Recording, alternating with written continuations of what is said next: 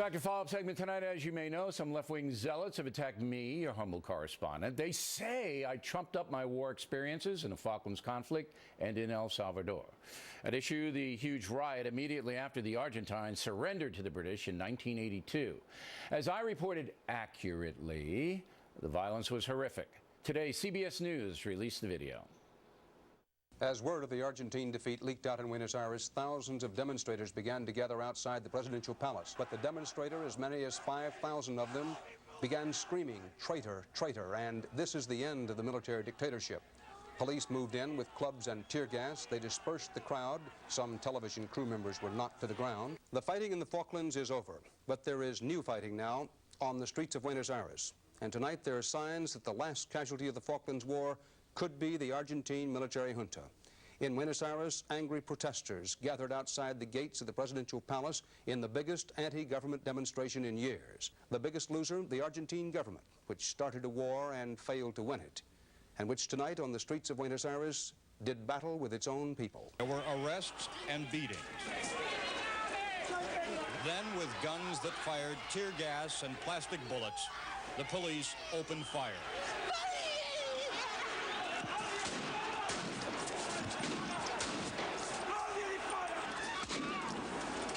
It is not known how many were hurt, but witnesses reported at least some serious injury. As the mob grew to 10,000, they broke through police lines, pelting officers with coins and garbage. An unknown number of demonstrators were injured, unknown because of a virtual news blackout in Buenos Aires.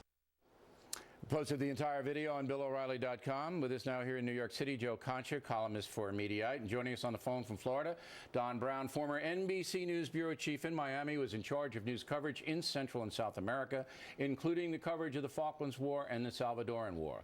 Mr. Brown, begin with you. You've read the Mother Jones article on me. What's your assessment of the situation?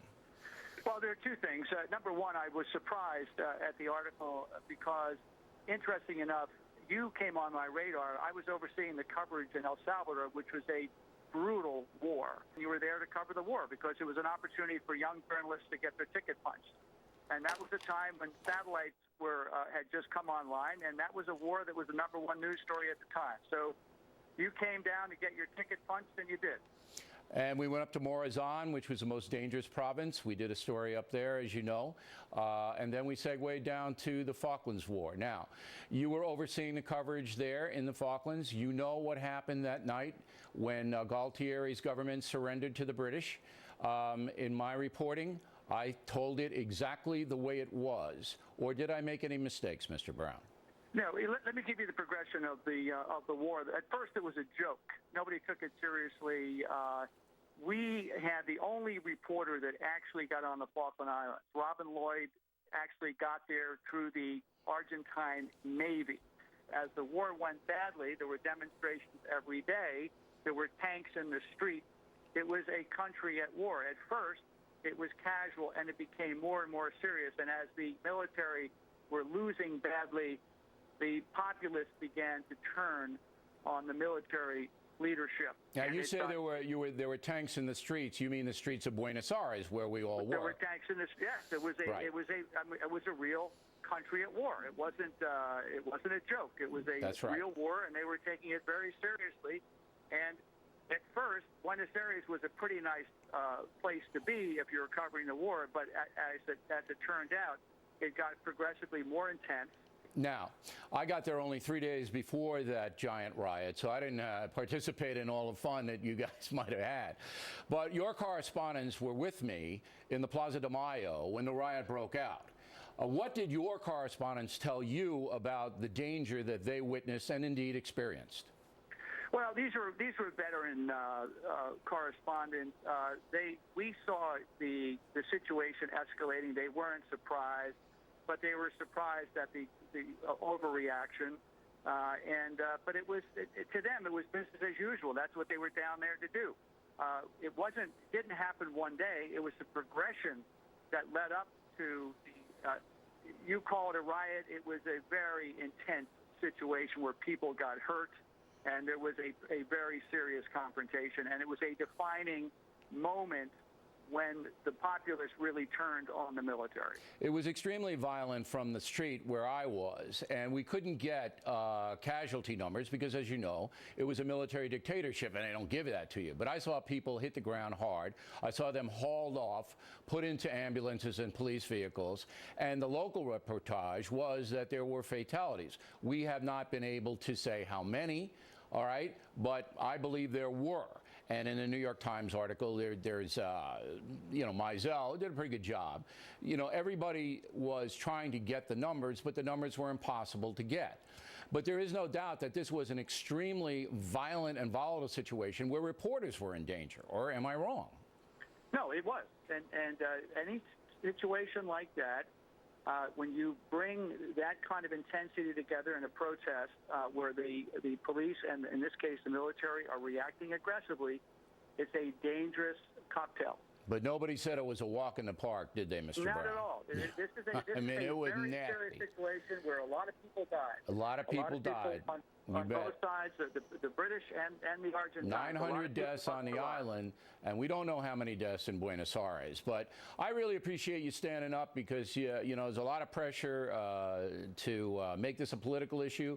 But you have a sterling reputation, Mr. Brown. You've been there, you've seen it, and I can't thank you enough for coming on today. My pleasure. Okay. All right, now let's turn to you for the political component. You're one of the few guys who saw this from the beginning for really what it was. So tell the audience what you wrote. Okay.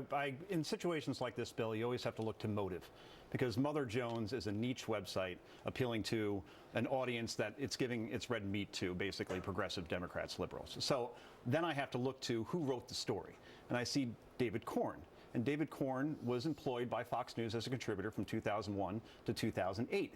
Then his contract wasn't renewed. Basically, it's a nice way of saying you're fired.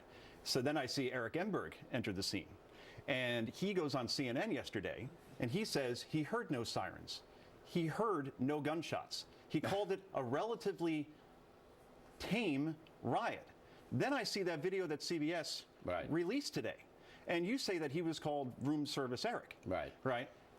I've got to think that turkey was on the menu that night, because you would have to eat something that would make you fall asleep very heavily. If you watch that video and you know that, and you say that there was no sirens, no gunshots, you watch that completely contradicts it. I can't say with any certainty that Mr. Engberg was not in the Plaza de Mayo when this all hell broke loose. And why would you describe it that way? But I will tell you this: when I left the hotel, because I was there all day, when I left the hotel, he was in the hotel, and when I ran the video back to feed to the Rather program, he was in the hotel. So we look to motive again then, right? Well, I don't know. All I'm telling is I just report the facts, and every single fact that I reported about this Falklands experience in Buenos Aires is true. So to you on Mediaite, this is a political hit job, right?